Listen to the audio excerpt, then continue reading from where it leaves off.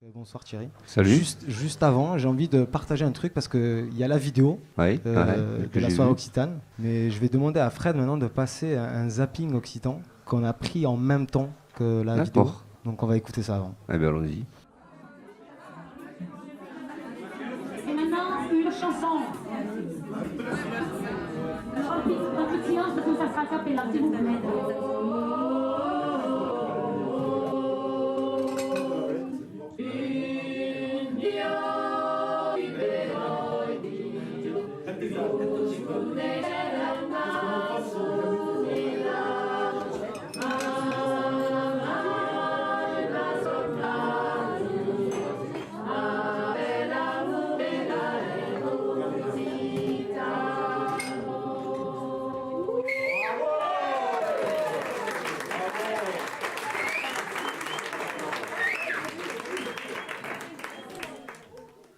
Alors ça, c'est un groupe de 5 filles de Béziers qui se sont trouvées un plaisir pour le chant. Elles chantent à plusieurs voix et chaque fois, elles nous font l'amitié, à chaque fois qu'on fait un apéritif ou une soirée ici, de venir chanter en occitan.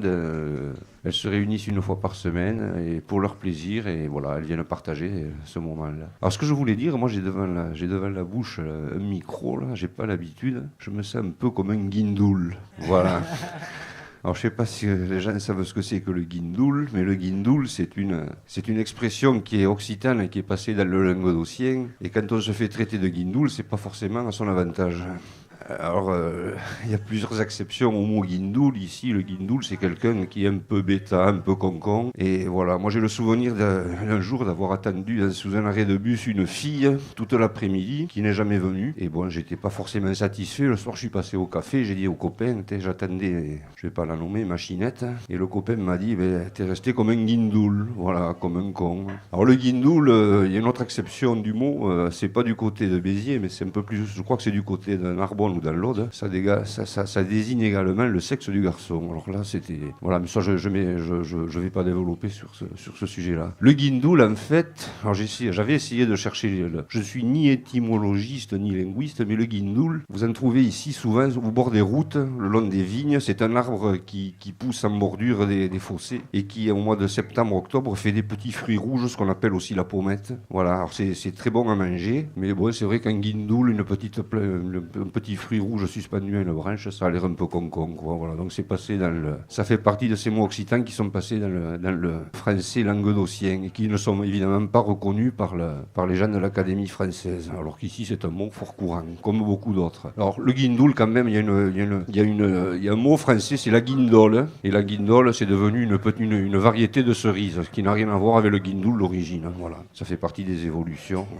C'est marrant quand même que tu aies choisi ça parce qu'on l'utilise énormément entre nous, entre les personnes de la radio. C'est pas forcément, je sais pas quel rapport vous avez, mais si vous vous traitez de guindoul à longueur de journée, c'est pas forcément très amical toujours. C'est rentré dans un vocabulaire amical maintenant, voilà. Alors, il y en a plein comme ça, qui sont du français languedocien utilisé et qui des fois quand ils sont utilisés par deux languedociens qui parlent avec une personne qui arrive ici, génèrent des écarquillements de regard, les yeux, qu'est-ce qu'ils ont pu me raconter. Et là j'ai une petite anecdote, il se trouve que mon fils sort depuis quelques années avec une fille qui est normande et néanmoins charmante, et il se trouve qu'un jour on s'est retrouvés à table et il me racontait un entraînement de rugby et au moment du footing il m'a dit je me suis fait escamper et du coup je me suis espatarré dans un armas. Alors le regard de ma belle fille a été un petit peu interloqué. Il a fallu procéder à une traduction dans le texte. Alors il y a 3 mots là, il y a le mot escamper qui est ici est courant, c'est le mot, ça veut dire jeter. Ça peut être bousculer, jeter. Espatarer, bon là il faut c'est s'allonger, se vautrer, prendre une gamelle lamentable. Et dans un armas c'est un buisson épineux, donc voilà, c'était... Mais parfait, est-ce que tu as d'autres expressions comme ça? J'ai énormément de mots, j'en ai relevé quelques-uns. Juste pour info, t'ai fait passer une liste. Tu m'as fait passer une liste de mots que je connaissais par rapport, tu sais, dans l'argot biterrois comme ça. Alors c'est biterrois, c'est pas seulement biterrois. Hein. Ça c'est ce qu'on emploie à Béziers.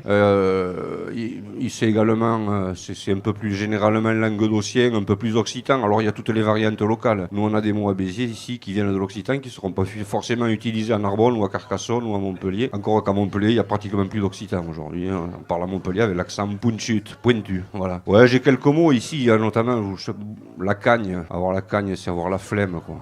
Beaucoup de gens qui ont la cagne. Il y en a plein comme ça. Il y a le mot aussi ici qui s'utilise fréquemment, c'est le mot espanté. Ça vient de l'occitan espanta. Et espanté, c'est étonné, mais c'est au-delà d'étonné. Si on voulait, on n'a pas le mot en français. Je l'ai cherché. Le seul mot français que j'ai trouvé pour espanté, c'est scotché. Voilà. Alors, il y a un mot ici qui se dit aussi, c'est doucement net. Alors, ça vient de l'occitan, doucement. Mais c'est plus que doucement, c'est plus tendre, c'est plus. Tout ce qu'on fait, je l'ai fait de façon doucement nette, tranquille, pépère. Voilà. Plan Jeannette, tu vois, des trucs comme ça.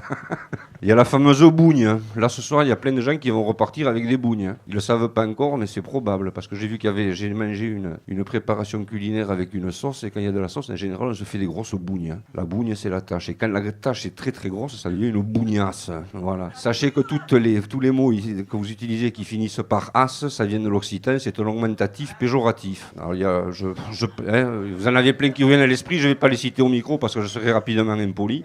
Mais un as, vous m'avez compris. Voilà. Qu'est-ce que je peux vous donner comme terme encore? Il y a le terme ici qui s'utilise aussi souvent, c'est brasséger. Quelqu'un qui brassège, c'est quelqu'un qui utilise ses bras. Alors, il fait des grands mouvements, il fait de l'air. Alors, il y a les gens qui bougent beaucoup les bras aussi. De temps en temps, on dit il passe plus de temps à bouger les bras qu'à soulever des pierres. Donc, celui qui brassège, ça veut dire qu'il n'en fait pas forcément beaucoup, quoi. Qu'est-ce que tu as fait cet après-midi? J'ai brasségé pas mal, quoi. Il y a le mot péguer aussi.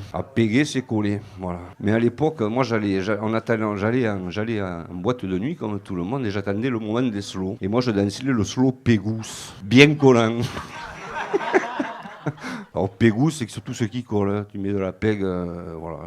Il y a un autre mot qui est ici qui se dit, c'est le mour. Le mour, c'est le visage. Alors, on dit aux enfants, t'as le mour pégousse, c'est-à-dire qu'ils ont de la sauce sur le visage. Et voilà, ils ont une double utilisation. Ils ont double utilisation entre le mour pégousse. Si quelqu'un qui arrive d'une région septentrionale, ici, si on lui dit, s'il entend dire, il a le mour pégousse. Le mour pégousse, je comprends que c'est pas forcément facile à comprendre. Et puis il y a l'expression faire le mour. Alors là, c'est plus le visage, c'est la gueule, quoi. On fait la gueule. Si je rentre tard ce soir, je sais que quelqu'un peut me faire le mour. Et il y a un autre mot aussi que j'aime bien, moi, c'est la gnaque. La gnaque, c'est le mordant. Gnaquer. Alors, quelqu'un qui a la gnaque, sur un joueur de rugby qui a à Béziers, qui a la gnaque, celui-là, on peut estimer qu'il en veut et qu'il est agressif. Je continue, j'en ai 2 ou 3 autres. Il y a le récantou. Le récantou, c'est le petit coin dans une maison. Généralement, on trouve ça dans les vieilles maisons, c'est en dessous d'escalier. Voilà, le récantou, c'est le petit coin. Non pas, c'est le petit coin où on range les vieux livres, les choses comme ça. Mais c'est très, très, très utilisé par ici. Et puis, il y a le mot, je pense qu'il doit y en avoir un ou deux qui traînent là, sur le bar. C'est le croustette. Le croustette, c'est le quignon de pain. Voilà. Donc, tout ça peut se combiner. Hein. J'en ai tellement fait le mour qu'après, j'avais la gnaque. Hein. Du coup, j'ai brasségé et en brasségeant, je me suis fait une bougne. Hein. Voilà. Alors, il y en a comme ça, il y en a des dizaines et des dizaines et des dizaines. Il y a des... Et quand vous en connaissez les samples, une centaine, vous pouvez correctement parler le biterrois languedocien. Voilà, c'est ce que je voulais dire. Parfait Thierry. Mais merci Thierry. Mais avec grand plaisir. Tu dois partager.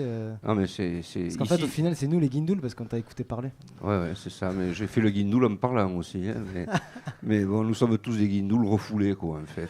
Non, mais simplement, je voulais dire merci au Barnabus et à tous les gens qui sont là, qui sont derrière le bar, qui sont devant, qui sont à tout moment. Ici, j'adore le côté décontracté, culturel, sympathique du lieu. Voilà. Merci à vous.